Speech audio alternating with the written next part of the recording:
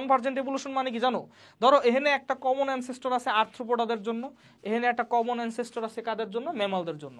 তো দুইজন একই ল্যান্ডে চলে আসলো, মানে একই ল্যান্ড মানে কি একই হ্যাবিটেট, একই হ্যাবিটেট মানে কি ভাই একই বাসস্থানে চলে আসলো। কথা বুঝতে পারছো? মানে দুইজনের একটা গ্রুপ হইলো একই বাসস্থানে চলে আসলো, বাসস্থানটা আমি কি বলতেছি? বাতাস।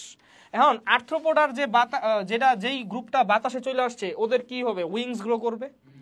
আর এই ম্যামালের যেই গ্রুপ বাতাসে চলে আসছে ওটারে কি করবে? ডানা, মানে ওটারও ডানা গ্রো করবে। কথা বুঝতে পারছো? কিন্তু এটা কি কনভার্জেন্ট এভলিউশন না? দেখো তো এইটা কি একই হ্যাবিটাটে দুইটা কমন অ্যানসেস্টর আসছে, তাহলে এটা ডিরেকশনটা কি হইতেছে? এইভাবে হইতেছে না? তাহলে এটাকে কনভার্জেন্ট এভলিউশন বা কি বলে? অভিসারী বিবর্তন বলে। অভিসারী মানে কনভার্জেন্ট, মানে একসাথে আসতেছে। এখন দেখো এই যে ডানাটা, এই দুইটা ডানা কি হোমোলোগাস? দুইটার অরিজিন কি সেম? না। কিন্তু তুমি দেখো ওর কিন্তু অলরেডি অগ্রপদ আছে, তাহলে এই ডানা কি ওর অগ্রপদের এরিয়া থেকে তৈরি হয়েছে নাকি অন্য এরিয়া থেকে তৈরি হয়েছে? তাহলে অরিজিন কি আলাদা? ওর ইন্টারনাল স্ট্রাকচার আর এটার ইন্টারনাল স্ট্রাকচার কি সেম? এটার ইন্টারনাল স্ট্রাকচারে হিউমেরাস রেডিয়াস আলাদা থাকে, এটার কি ইন্টারনাল স্ট্রাকচার হিউমেরাস রেডিয়াস আলাদা থাকে? না। তাহলে এটার অরিজিন আর কি ইন্টারনাল স্ট্রাকচার সেম না, কিন্তু ফাংশন কি সেম। এটারে বলে অ্যানালগাস অর্গান। অ্যানালগাস মানে সমবৃত্তীয় অর্গান, হোমোলগাস মানে কি সমসংস্থ অর্গান। সমসংস্থ মানে একই স্থান থেকে তৈরি হয়েছে, আর সমবৃত্তীয় মানে একই বৃত্তের মধ্যে ফাংশন হলো ই করে। বুঝতে পারছো? ফাংশন সেম কিন্তু অরিজিন আর internal structure different. Internal structure same আর অরিজিন সেম কিন্তু ফাংশন ডিফারেন্ট, এটারে কি বলবো? হোমোলগাস। ফাংশন সেম কিন্তু অরিজিন আর ইন্টারনাল স্ট্রাকচার কি ডিফারেন্ট, এটা বলবো অ্যানালগাস বা হলো সমবৃত্তীয়। আমার কথা বুঝতে পারছো? যেমন দেখো ওর যে উইং, এই উইং এর যে ইন্টারনাল স্ট্রাকচার আর এটার ইন্টারনাল স্ট্রাকচার কি মিলে না, কিন্তু কি ফাংশন মিলে। কারণ কি দুইজনই উড়ার কাজ করে, তাহলে এটারে বলবো কি তুমি? সমবৃত্তীয় অঙ্গ। আমার কথা বুঝতে পারছো?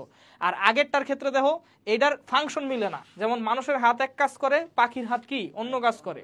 তো ফাংশন মিলে না কিন্তু অরিজিন তো সেম, ইন্টারনাল স্ট্রাকচারও সেম। পাখিরও হিউমেরাস রেডিয়াস আলাদা থাকে, আমাদেরও হিউমেরাস রেডিয়াস আলাদা থাকে, তাহলে ইন্টারনাল স্ট্রাকচার অরিজিন সেম, তাহলে এটাকে কি বলবা? হোমোলগাস বা সংশ্লিষ্ট। Same origin and internal structure but different function, আর same function but different origin and হইলো তোমার কি ইন্টারনাল স্ট্রাকচার। এখন আমারে বলো যে এই কনভার্জেন্ট এভলিউশনের কারণে কি তৈরি হয়? অ্যানালগাস অর্গান তৈরি হয়। আর ডাইভারজেন্ট এভলিউশনের কারণে কি তৈরি হয়? হোমোলগাস। এবার কনভার্জেন্ট এভলিউশনের ডাইভারজেন্ট এভলিউশন মানে কি ভাইয়া? মানে একই এরিয়া থেকে কমন অ্যানসেস্টর থেকে বিভিন্ন বাসস্থান বা হ্যাবিটেটে যাওয়ার কারণে ওইখানে যে এভলিউশন হয়েছে। আর হইলো তোমার কোন একটা কমন অ্যানসেস্টর থেকে একই বাসস্থানে আসার কারণে যেই সমস্যা হয়েছে, দেখবা এটা লেখা আছে, দেখি তো কি লেখছে। দেখো কি একটু দূর সম্পর্কীয় জীবগোষ্ঠী একই পরিবেশের মধ্যে বাস করার কারণে যে অভিযোজনের কারণে হয় তারে কি বলে? কনভার্জেন্ট। দেখো একই বাসস্থান বলছে না? এই দাও দূর সম্পর্কীয় জীবগোষ্ঠী। আর্থ্রোপোড আর ম্যামাল কি সম্পর্কীয়? না, দূর সম্পর্কীয় কিন্তু কি দূর সম্পর্কীয় জীবগোষ্ঠী একই বাসস্থানে আসছে, বাতাসের মধ্যে আসছে, তাহলে এটারে কি বলে? কনভার্জেন্ট। আর তারপরে ডাইভারজেন্টে কি বলছে ভাই? নিকট সম্পর্কিত জীবগোষ্ঠী। দেখো এটা কি নিকট সম্পর্কিত ছিল না? কমন অ্যানসেস্টর, ম্যামালের কমন অ্যানসেস্টর।